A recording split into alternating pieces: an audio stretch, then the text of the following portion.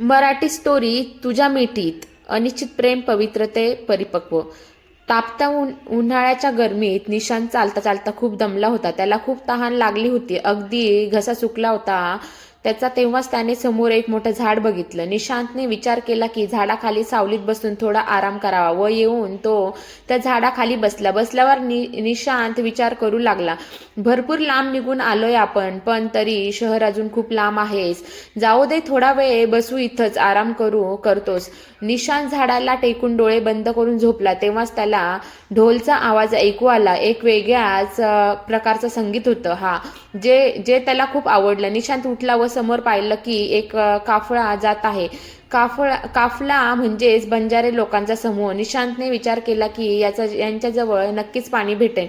निशांतने मदतीसाठी काफला सोबत जात असताना एका माणसाला थांबवलं आणि त्याच्या जवळ पाणी मागितलं. ओ बाबा, ऐका ना, मला खूप तहान लागले आहे, थोडं पाणी मिळेल का? हो हो बाळा, थांब देतो. त्या माणसाने सहज उत्तर दिले आणि त्यांनी निशांतला प्यायला पाणी दिलं. निशांतने पाणी पिलं व त्याला पाणी पिऊन जरा बरं वाटलं. बाळा, तू इथं काय करतोस? वाट चुकलास की काय? त्या माणसाने निशांतला विचारलं. नाही बाबा, वाट नाही चुकलो की मी गाव सोडून शहरात जातोय राहायला. गाव सोडून असं का बरं? लोक आपलं गाव सोडून असे शहरात जाऊन राहायला लागले तर मग गावात तर काही राहणार नाही. ओ बाबा, अगदी बरोबर आहे तुमचं, पण माझं गावात कोण नाहीये ना तर माझं घरदार आहे, पण मग मी गावात राहून तरी काय करू?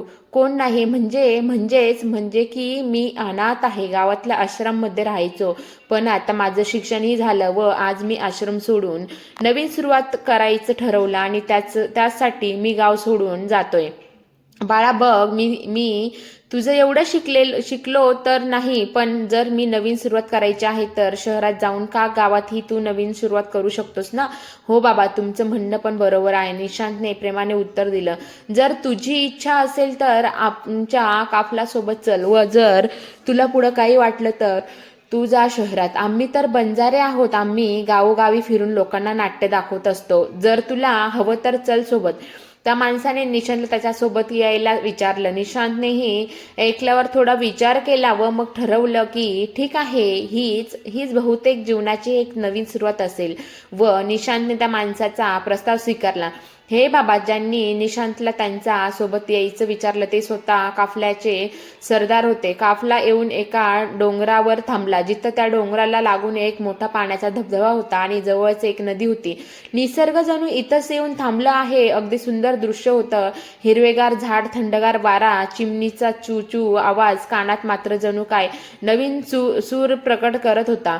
निशांतला की ही जागा खूप आवडली व लोकही खूप छान होते. या डोंगरावर लोकांनी आपल्या झोपड्या बांधल्या व लोक राहू लागले. सरदारनेच नव्हे पण सगळ्यांनीच निशांतची मदत केली आणि त्यालाही एक झोपडी बांधून दिली. निशांतला सगळे खूप आवडले. सगळे लोक खूप चांगले होते आणि निशांत तिथे खुशी राहत होता. पण निशांत अगदी शांत राहायचा व फक्त सरदार सोबत बोलायचा, तेही खूप कमी आवाजात. निशांत त्याचा शांत स्वभावामुळे खूप प्रसिद्ध होता. निशांत दिसायलाही खूप सुंदर होता. श्वेत रंग, घारे डोळे आणि त्याचं हसू तर फुलासारखं होतं. गावच्या सगळ्या मुलींना निशांत खूप आवडायचा, पण निशांत कधी कोणत्या मुलीवर लक्ष नाही द्यायचा. कितीतरी मुली निशांतला लग्नासाठी विचारायचे, पण निशांत त्यांना काय बोलायचा नाही. बस नेहमी एक सुरेख स्मित द्यायचा आणि मुलींना त्यांचा खूप राग यायचा की याला किती घमंड आहे. पण तरी निशांत होता तसाही सगळेच त्यांच्यावर खूप मन लावायचे. निशांत ज्या झोपडीत राहायचा ती झोपडी अगदी कोपऱ्यात म्हणजेच डोंगरच्या टोकावर होती व त्याच्या झोपडीसमोर एक दगड होता. निशांतची सवय होती की रोज रात्री त्या दगडावर येऊन बसून राहायचा. एक दिवस निशांत नेहमी सारखाच दगडावर येऊन बसला होता. तेव्हा नुसताच त्याच्या मनात विचार आला की आपण असं का जगतोय.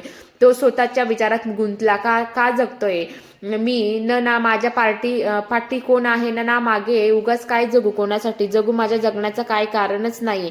काय जगू मी? कसं तरी वाटतं. इकडे सरदार हे गावातले लोक सगळे खूप चांगले आहेत. त्यांनी मला झोपडी बांधून दिली व त्यांच्यासोबत काम करण्याची परवानगी दिली. पण हे सगळं असूनही मला माझं आयुष्य व्यर्थ वाटतंय. जगायची इच्छा नाही मला. नेहमी काहीतरी सुटल्यासारखं वाटतं ना. आईचा पत्ता आहे ना, बापाचा मी कोण आहे, जन्म कुठे झाला नाही माहीत नाही. आश्रमामध्ये राहून इतके वर्ष शिक्षण घेतलं, सुरक्षित झालो, सुशिक्षित झालो, की जर शहर गेलो, गाव सोडून तर चांगला राहू शकेन मी, पण मनच नाहीये, काय करायचं, काय करू, या गावातच असं पडून आहे मी, लाज वाटली पाहिजे मला स्वतःची, सोड, काय इथं विचार करतोय मी, सगळं जाऊ दे, बस नाही जगायचं मला.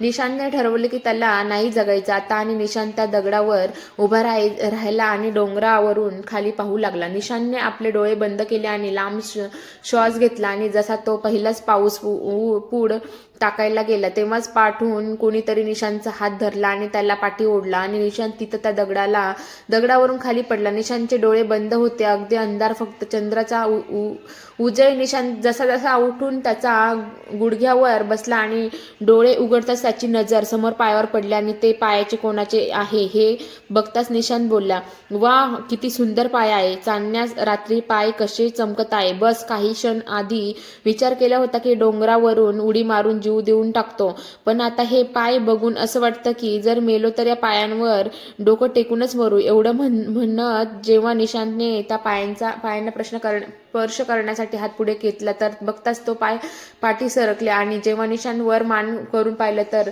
त्यांनी बघितलं की एक सुंदर मुलगी त्याच्यासमोर थांबली आहे. निशांत तर त्या मुलीला बघतच राहिला. त्या मुलीचा चेहरा जणू असा होता की चंद्राचा तेज तिच्या चेहऱ्यावर उतरला होता. लांब लचक केस, कमरेपर्यंत चमकदार सफेद रंगाची साडी नेसलेली व खूप सुंदर दिसत होती, अगदी स्वप्न सुंदरी सारखे. निशांत अजूनही त्या मुलीसमोर गुडघ्यावर बसून होता आणि त्या मुलीला एकटक पाहत होता. ती मुलगी अगदी शांत थांबून निशांतकडे पाहत होती. निशांतने त्या मुलीला विचारलं, तू कोण आहेस, काय नाव आहेस, इथं का आलीस, इथं काय करत आहेस, या गावात राहतेस का?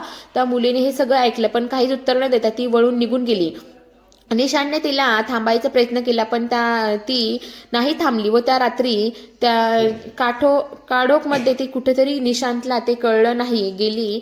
तर निशांत येऊन त्या दगडावर बसला व विचार करू लागला की ती मुलगी कोण होती, इतकी सुंदर. निशांत डोळे बंद करून तिचा चेहरा आठवत होता, आणि असं करत सकाळ झाली. निशांतला त्याचा विचार हे कळलंच नाही की सकाळ झाली.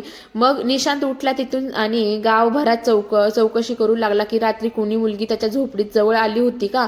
निशांत गावात सगळ्यांना त्या मुलीचा वर्णन करून सांगत होता की चंद्रासारखी सुंदर दिसते, की ती लांब लचक कमरेपर्यंत केस तिचे आहेत, सफेद रंगाची साडी नेसली होती, पण कोणालाच अशा मुलीबद्दल माहीत नव्हतं. निशांत सगळ्यांना विचारून थकला आणि कंटाळून तर मग सरदारकडे आला.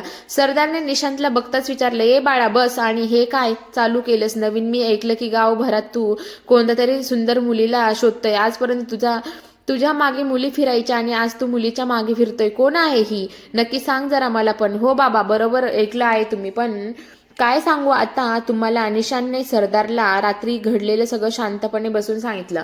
सगळं ऐकल्यावर सरदारने थोडं वेळ घेतला आणि मग निशांतला बोलले, बाळा बघ, आपण जंगलात राहतो आणि मला माहित नाही की तू भूत किंवा आत्मा अशा गोष्टींवर विश्वास ठेवतो की नाही, पण अशा जागेवर, अशा जंगलात भूत वगैरे हे फक्त बोलण्यासाठीच नव्हे तर खरंच असतात. अशा डोंगरावर कितीतरी लोक असे असतील ज्यांनी आपला जीव इथंच गमावला असेल. म्हणून तू त्या पोरीचा नाच सोड आणि विचार करू नकोस आणि घाबरू पण नकोस. हवं तर आज रात्री तू इथंच थांब माझ्या घरात. निशांत हे ऐकून विचारात पडला, पण त्याला हे पटत नव्हतं की ती मुलगी भूत असेल किंवा. निशांत सरदारला बोलला नाही, बाबा मी येतो, मी नाही घाबरत, चला येतो मी. एवढं म्हणत निशांत झटकन तिथून निघून आला. निशांत घरी आला, त्याला सारखं त्या मुलीचं ते सुंदर पाय आणि तिचं रुपेरी चेहरा दिसत होता सुंदर. विचार करत निशांत झोपला. आज काय माहीत, पण त्याला झोप लागली. रात्र जागणारा निशांत आज निवांत होऊन झोपी गेला. अचानक मध्यरात्री निशांतची झोप मोड झाली आणि निशांत घराबाहेर येऊन दगडावर बसला. मस्त वातावरण होतं, थंडगार वारा होता आणि चांदणी रात्र. निशांत मुलीला आठवत होता. बोलला, जगण्याची ओढ तू, त्या जगण्याची आस, आणि पायी तुझ्या मन माझं, तुझ्या हाती माझं सॉस. निशांतचा हा वाक्य पूर्ण होताच तेव्हा निशांतने समोर बघितले तर लांब कुठून तरी एका कालोखातून श्वेत चांदणी जणू चालत येत आहे. ती मुलगी निशांतच्या समोर येऊन थांबली आणि निशांतला त्या अत्यंत शांत नजरेने पाहू लागली. मला माहित होतं की तू येशील, खात्री होती, मला विश्वास होता आणि माझा विश्वास खरा निघाला. निशांत मुलीसमोर बघत आतुरतेने बोलला की मी. ती मुलगी हे ऐकून ही शांत होती, काहीच बोलत नव्हती. अगदी शांत वातावरण होतं, पण निशांत ही अगदी शांत होऊन बस त्या मुलीला बघत होता आणि ती मुलगी ही निशांतला बघत होती. काही क्षण असेच गेले व काही क्षणानंतर स्वतःची शांतता मोडत ती मुलगी बोलली, तू इथं रात्रीच्या वेळी रोज असा का बसून राहतोस? तुला झोप नाही येत का? की सुरेख आवाज आहेस तुझा, असं वाटत की कानात कोणीतरी सरगम छेडली आहे. मला तर वाटत होतं की तू बोलणारच नाही माझ्या सोबत, पण तुझा आवाज ऐकून आवडला, खूप आवडलं. निशांत अगदी प्रेमाने बोलला, जीवन जगण्यासाठी असतं हे हे जीवन जे तुला भेटलं आहे त्याला तू खुश होऊन जगला पाहिजे. असं काय आहे की तुला जगायचं नाही? ती मुलगी बोलत हो बरोबर बोललास तू, पण काय करू, कोणासाठी जगू मी? माझ्याकडे जिवंत राहण्याचं काहीच कारण नाही. निशांत मग खाली मान टाकून एकदम शांत स्वरात उदास होऊन बोलला, स्वतःसाठी जग, स्वतःला आपलं आयुष्य घडव, हे कारण कमी आहे या का जगण्याचं? स्वतःसाठी नको, पण तुझ्यासाठी जगणार हेच कारण बस आहे. त्या मुलीला बघत निशांत अगदी प्रेमाने बोलला. निशांत हे ऐसे प्रेमळ शब्द ऐकून ती मुलगी जरा हसली. निशांतकडे प्रेमाने बघत बोलली, खूप प्रश्न असतील ना तुझ्या मनात की मी कोण आहेस इथं, कशी एवढ्या मध्यरात्री?